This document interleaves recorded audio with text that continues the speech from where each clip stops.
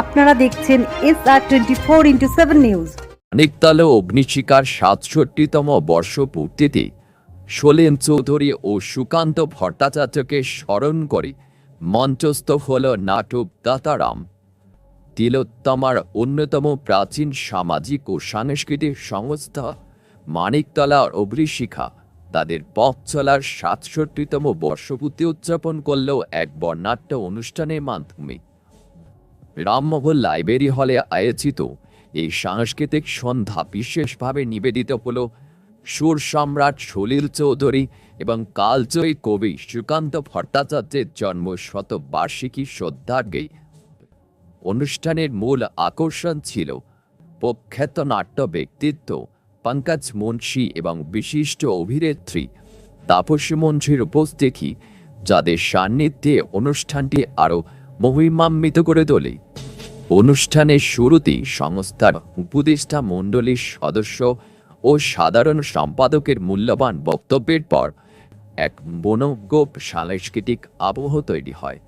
উদ্বোধনী নৃত্য, গান ও আবৃত্তির মাধ্যমে দুই কিংবদন্তি শিল্পীকে শ্রদ্ধা জানানো হয়। এরপর সল্টলেকের কাব্যসূতের পরিবেশনায় সলিল চৌধুরীর স্মরণী বিশেষ গীতে আলেখ্য আলোর পদযাত্রী দর্শকদের আবেগপ্লুত করে। তবে সন্ধ্যার অন্যতম বিশেষ প্রাপ্তি ছিল ক্লাবের সদস্যদের নিজস্ব পরিবেশনায় মঞ্চস্থ হওয়া মনোজ মিত্রের কালজয়ী নাটক দাতারাম। অমিত দাসের নিপুণ নিদর্শন সংস্থার সদস্যদের এই নাটক পারফরমেন্স উপস্থিত দর্শকদের কাছ থেকে আকণ্ঠ প্রশংসা কুড়িয়ে নেয়। দীর্ঘ ৬ দশকের বেশি সময় ধরে মানিকতলা অগ্নিশিখা যেভাবে সংস্কৃতি ও সমাজ সেবাকে পাথেয় করে এগিয়ে চলেছে, এই আয়োজন তার এক সার্থক প্রতিফলন। দেখুন, এটা হচ্ছে প্রথম কথা, একটি ক্লাব অর্গানাইজেশন, কিন্তু এই ক্লাব অর্গানাইজেশনে সাংস্কৃতিক পরিমণ্ডলটা বাঁচিয়ে রাখা, এটা প্রতিটা একটা সময় আমরা আগে দেখেছি পাড়ার ক্লাব মানে সেখানে যেমন ফুটবল খেলা থেকে বিভিন্ন ক্রীড়া বা বিভিন্ন সামাজিক অনুষ্ঠান, তার সাথে এই কালচারাল অনুষ্ঠানগুলো ক্রমশ এক পেশে হয়ে একটা অন্যদিকে মন নিয়েছে বলতে আমি বলতে চাইছি, কেউ হয়তো ওই কিছু আর্টিস্ট নিয়ে এসে গান গাওয়ালো, মানে গানের প্রোগ্রামগুলো হয়, নাচ গান এ সমস্ত হয়। নাটকটা কমে গেছে, যেমন অফিস ক্লাব নাটক উঠে গেছে প্রায়, এবং সাথে সাথে এই পাড়ার ক্লাবের নাটকও প্রায় অনেকটাই কমে গেছে। এখন এই পাড়ার ক্লাব তাদের যে কালচার, একটা লোকালিটির মধ্যে কিছু মানুষ তারা নিজেরা মিলে আয়োজন করছে একটা নাট্য অনুষ্ঠান, একটা নাচের অনুষ্ঠান, একটা সাংস্কৃতিক অনুষ্ঠান, একটা গান, এখানে যেমন একটা সুন্দর গানের কোয়ার তারা গাইবে। তো এই ধরনের সাংস্কৃতিক অনুষ্ঠান ক্রমশ কমে আসছে সেখানে, এবং তার সাথে তো নাটকটা তো আরোই ইম্পর্টেন্ট, যে নাটকটা খুব একটা ক্লাব থেকে অর্গানাইজ করা যাচ্ছে না। তারা হয়তো কিছু দলকে কখনো সখনো ভাড়া করে এনে শো করাচ্ছে, সেটা হয়।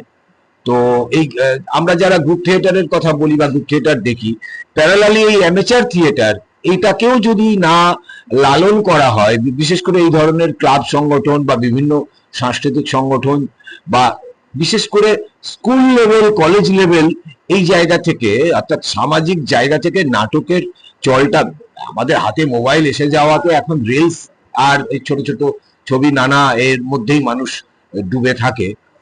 সেটা কোনো দোষের নয়, মানে অগ্রগতির যুগে একটা জিনিস আরেকটা জিনিসের ইয়েতে চাপা পড়বে, কিন্তু চাপা পড়ার মানে এই নয়।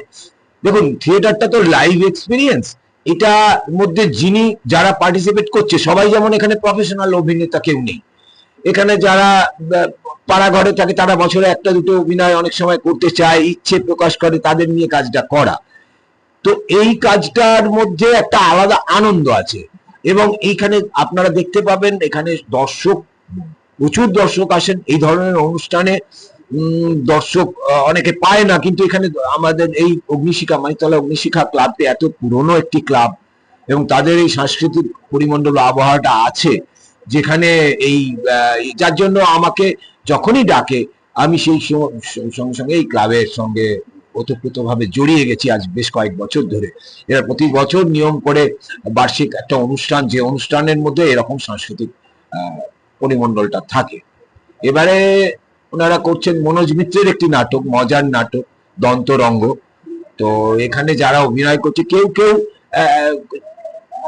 এক দুজন গ্রুপ থিয়েটারে কাজ টাজ করেন, বাকি বেশিরভাগই কিন্তু থিয়েটারের ওই বছরে একটা কখনো সখনো, তাও হয়তো অনেক বছর বাদে করছে এরকম মানুষজন।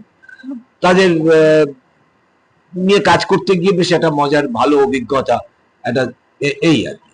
আমার নাম অমিত দাস, আমি একজন থিয়েটার কর্মী, এই কালচারাল ফিল্ডেই আছি।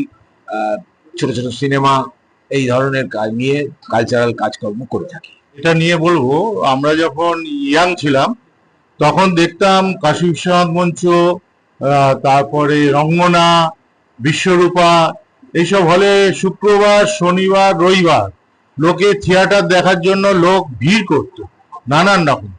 এইটা আস্তে আস্তে বিলুপ্ত হতে শুরু করলো।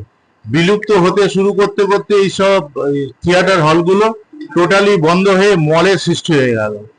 সুতরাং থিয়েটারটা একদম মুছে যেতে শুরু করলো। তা আমরা আমাদের যেসব ক্লাব মেম্বার আছি, আমরা এই কালচারে খুব ভালোবাসি। মানুষকে যাতে নাটক এবং এইসবের মাধ্যমে ভালো শিক্ষা দিতে পারি, সেই জন্য আমরা এই অনুষ্ঠানটা করি প্রত্যেক বছর একটা করে প্রোগ্রাম।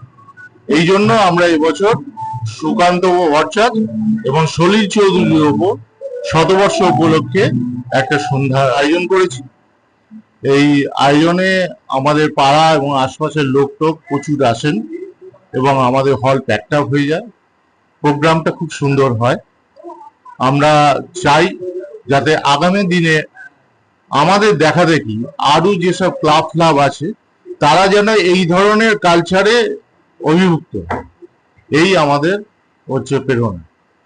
আমি বলবো যে নাটক এবং ভালো কালচার, সাংস্কৃতিক কালচার ভালো, আমাদের হারিয়ে যাওয়া যেসব কালচার, সেগুলোকে ফিরিয়ে আনার চেষ্টা করা উচিত নতুন জেনারেশনকে। নাহলে এইসব আমাদের এই সলিল চৌধুরী, সুকান্ত ভট্টাচার্য, রবীন্দ্রনাথ, এদের আস্তে আস্তে মুছে যাবে। আমার নাম অরূপ পাল, আমি হচ্ছে অগ্নিশিখা ক্লাবের সেক্রেটারি।